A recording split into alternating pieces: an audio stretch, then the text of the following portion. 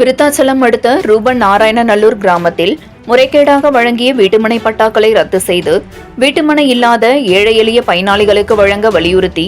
இந்திய குடியரசுக் கட்சியினர் ஊர்வலமாக கோட்டாட்சியர் அலுவலகத்தை முற்றுகையிட வந்ததால் பரபரப்பு.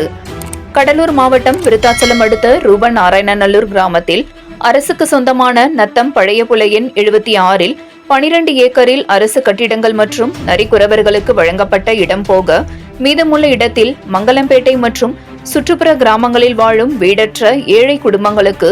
இலவச வீட்டுமனை கேட்டு வீட்டுமனை வழங்காமல் சர்வே எண் 160 155 கடந்த 2022-23 ஆண்டு காலத்தில் பணியாற்றிய வருவாய் வட்டாட்சியர் அவர்கள் வழங்கப்பட்ட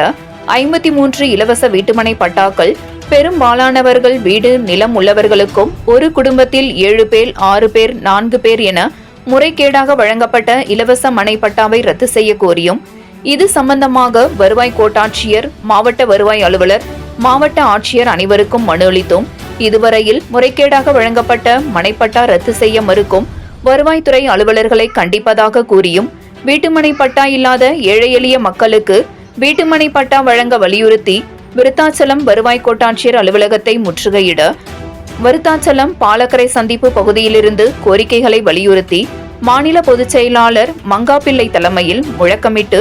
கோட்டாட்சியர் அலுவலக நுழைவாயில் முன்பு வந்த இந்திய குடியரசுக் கட்சியினர் 50க்கும் மேற்பட்டோரை அங்கிருந்த போலீசார் தடுத்து நிறுத்தி பேச்சுவார்த்தை நடத்தினர். அதன் பிறகு அங்கு வந்து வருவாய் வட்டாட்சியரிடம் போராட்டத்தில் ஈடுபட்டவர்கள் மனு அளித்து சென்றனர். இதனால் அப்பகுதியில் சிறிது நேரம் பரபரப்பு ஏற்பட்டது.